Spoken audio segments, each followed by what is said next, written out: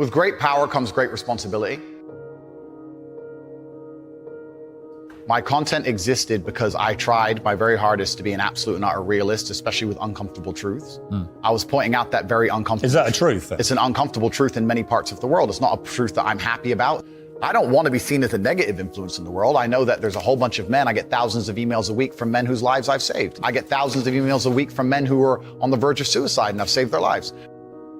I believe in protecting and providing. I've been misunderstood. I don't want anybody to be offended by anything I say. I want to be a positive force in the world.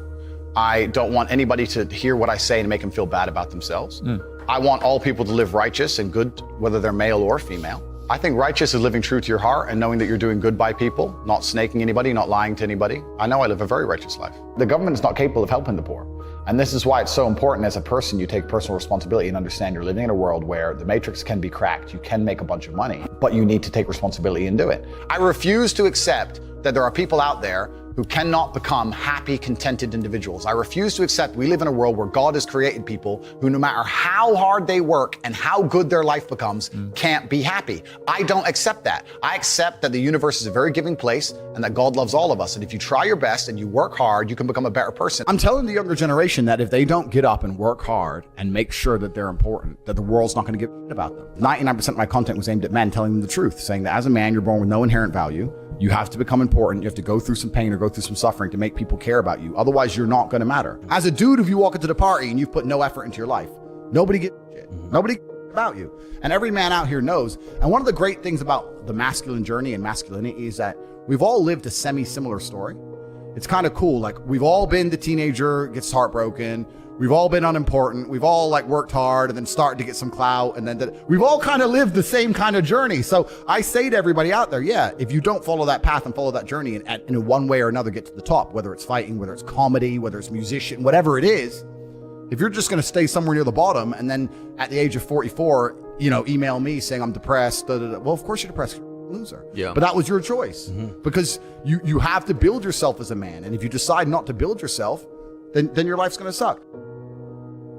My main message is to resist the slave mind, to understand that every single thing you're being told has an agenda behind it or you wouldn't be told it otherwise, to examine every strongly held belief you have and try and identify where it comes from and why you have it. I sit and argue with people, I discuss things with people, and they so fervently believe a point. And I say, why do you believe that so much? Like, do you have personal experience? No, but I saw the news. The news told you X, and now you are desperate. You will sit here for hours arguing that point. A lot of people are completely empty vessels ready to be programmed. And I try and tell people, listen, to just stop for a second and understand that the things they're telling you to believe are not necessarily for your benefit. The people who make the rules don't make the rules for the benefit of everybody. They make the rules for the benefit of the people who make the rules of the game. So telling people to resist a slave mind and just be critical thinkers, keep their brain open, pay attention to things, be perspicacious, that's the general theme. And it doesn't matter whether you're left, right, liberal, man, woman, etc. It's just think for yourself. That's the general message. I believe men and women are a beautiful union. I think we're slightly different, but when we work together, we're the most powerful force in the world. And I certainly believe that men and women, when they work together, it's the most beautiful force on the planet. So of course I believe in men and women. Of course I believe in love. Of course I believe in marriage. Of course I believe in family. Okay. I believe in marriage in the traditional sense. I believe a man has a duty to stand up and be a real man. I believe that the problem with the world today that we are facing is that not enough men are sticking to the age-old ways of masculinity. I believe that me standing up and saying a man must protect a woman and provide for her, so he needs to make sure that she's safe. He needs a degree of authority. I believe women are sovereign individuals and they can make any choice they so desire. I think that it's important that we remember that a man has a duty. I think I certainly in my relationship have a financial responsibility to provide for my woman. My woman would never have to work unless she wanted to because I'm the kind of person who works hard enough. And I'll make another point that needs to be said. The number of women who have stood up and stuck up for me is ignored. Thousands of women are making videos saying, I've met Andrew Tate, he's such a nice guy. I wish I had a man like Andrew Tate who felt responsible to protect and provide for me. You know what? I do belong to my husband. That's why I married him and I love him. We ignore the thousands of women who stood up and stood by me and said everything I said is true. This is that there's a large contingent of men who still want to make money, go to the gym, be strong, drive a fast car, be traditionally masculine, and don't want to be shamed for that. And I believe that feeling depressed is real. I don't believe depression as a clinical disease is real. No. I think PTSD is very real. Unfortunately, I have some friends who suffer from that. I know that feeling depressed is real.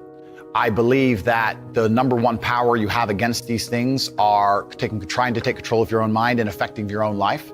I believe that it's not healthy to hand over all your power and believe that depression is an outside disease that you can't affect. I know that when I've had difficult periods in my life, and also many of my friends, like I've said, suffer from PTSD and been through terrible things.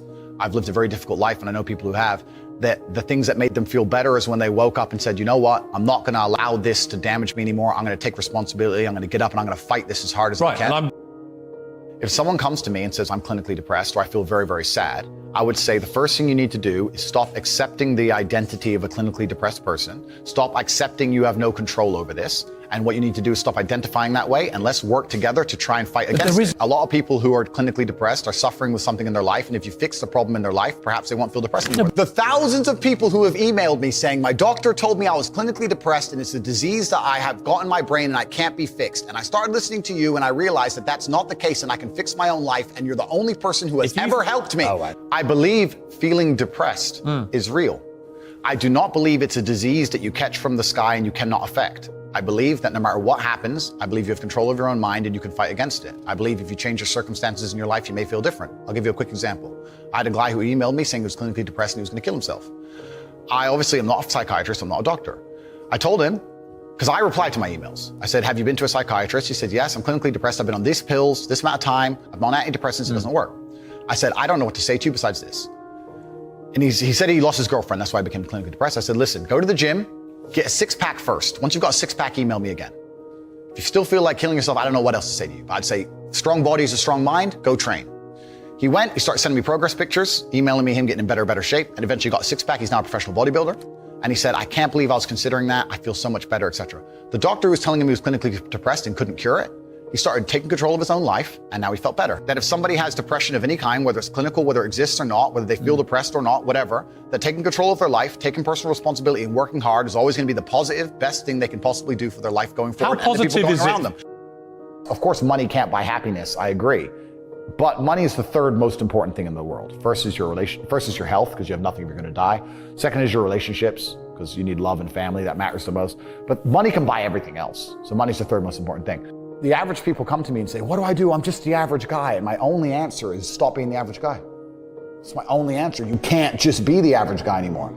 The idea from the 1950s that you can just be the normal, average, law-abiding, hard-working citizen and you'll have a good life is gone. Any man out here who goes, I'm just going to work hard, do my bit, and obey the laws, and I'll have a good life. No, you won't.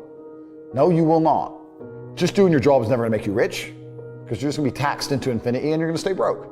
So just obeying laws and doing your job now has set you up to be a peon and a slave for eternity. You have to get yourself in a position where you're making enough money. You don't know what to talk about, then you don't understand money. So go learn how money works. Go learn how a bank works. Go sit on YouTube for free. You don't just pay 50 grand in 4 years like a university. Go sit on YouTube and understand money, banking, or the real estate market, any of it. Understand the last housing price crash, why it happened, understand mortgage rates and how that's affected by interest rates. Understand it, and then go sit with someone else who understands it and talk about it. People should, even if they haven't got a penny in the world, should be going to these meetings about real estate, about investing, that especially if it's cheap, they should go. Just meet other people who at least have money. Have conversations about money, talk about it. How are you gonna get what you don't talk about? And yes, the cycle of precipitation, right? So a cloud comes, it rains, it falls down to the ground, it goes under the ground, whatever, goes into a stream, it moves into the stream, goes to the ocean, evaporates again, up into a cloud, floats somewhere else, falls down again. It's always moving. That's how money is. People think that money is in these large, stagnant pools hidden in people's bank accounts. That's not really true. Money is constantly moving all the time. And if you can find a way to get in between it and stand in the right place at the right time, you're gonna get wet. I think that's the new modern way to view the world. It's an attention economy. It doesn't matter what you do. If you're getting attention, you'll make money from it. One habit that people need to adopt, and this is a habit I had for a very long time, and I've actually recently cleared it from my brain because I've reached a point where peace of mind is worth more than money. But every single time money is spent, you need to identify how your money was taken from you. And I say taken because money can't be made. Money is taken. Because the only people who can make money are the government. So if you're a government, you can make money. You can print it from thin air, or a bank. But if you're a person, you're not making money. You're convincing other people to give it to you. You're taking money from others. So every single time you spend money on anything, you need to identify how it was taken from you. When you go and buy a coffee, don't just go buy the coffee and sit down. Sit and say, why did I buy this coffee? Okay, I really wanted coffee. Yeah. But then why did I go into this store and not that store? Is it better advertising? Does it have less of a line? Do they have seating? How did they convince me to come in here? How much did this coffee cost? £6. What's the profit margin on that? Probably £5.50, £5.80 probably by the time. The cup probably costs more than the coffee. The coffee is just water. How did they convince me to spend £6 in this place? And when you sit there and analyze and you all start to learn little lessons about business, you'll learn about the importance of the signage. You'll learn about the importance of there being no queue. Yeah. So that if you ever run a business, tell you, I say with my business, my people all the time, faster. All the time, quicker. Yeah. Like I have a couple businesses that are physical. I'm like, I don't want to see a line. I don't want it to see empty because it looks bad. So when there's lines, you work fast. When we're down to 1 or 2 people, you take your time, you talk to the customer. Right. You keep it so there's like always one person at the thing. Like manage the line. Like people don't think about this stuff. No one's gonna sit and wait in a long queue. Maybe some idiots will, but people like me won't. We got shit to do, right? My time's worth money. I'm not gonna stand and wait in a line. So you have to identify how your money is taken from you. If you start doing that with every single time you spend anything ever, you're gonna start to identify business opportunities, and you're gonna sit there and you're gonna have coffee and you're gonna go, you know what? They could have sold cake and they didn't. Could I outcompete this place? Let's imagine I had the money to start a coffee shop right next door. How would I outcompete them? Well, I'd have cake because they don't have cake. Also, most people in here are businessmen. And the guy serving some dude. No, we need a cute waitress. His ass is fired. We need a chick. Put a chick here, put some cake in. Financial Times, business people in. People don't even think about this stuff. They don't use their brain ever. They don't ever look around and realize how they're spending their money. They don't look around and look at which businesses are successful. They don't look around and pay attention to anything. They don't look at the world and all the things that are happening and how it can benefit them. None of it. They don't look at any of it. They're too busy following the circus. This is why it's clown world. I was walking to college with a couple of my friends, and a Ferrari drove past. And I said, bro, you see that? And he goes, yeah, what about it? I said, doesn't that piss you off? I must be about 16. He goes, why?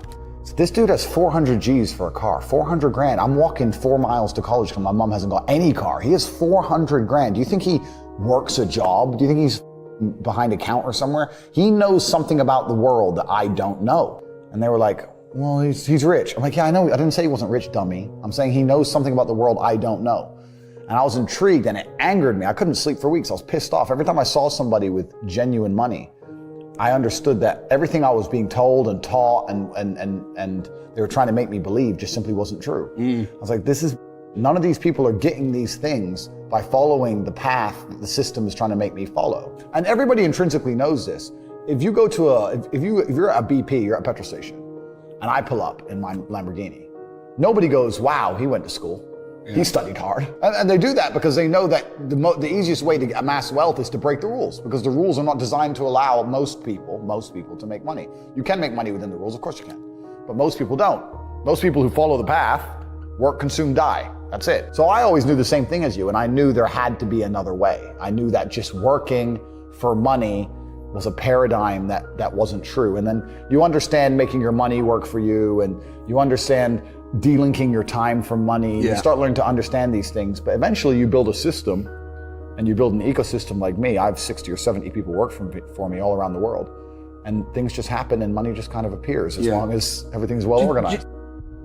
I mean, in my experience, like imagine if I didn't have all this money and I had to go get a job again, I'd get a sales job because I've always been a salesman. And I think that's a very important life skill to have, to be good at sales and to deal with the stress and have a commission-only environment. But I don't know if they even teach sales in university. Yeah, it's all garbage. They don't teach anything important. They just teach anything. They teach things that are going to keep you inside the slave mind. And they want you to go to school and then go to college and then go to university and get in debt.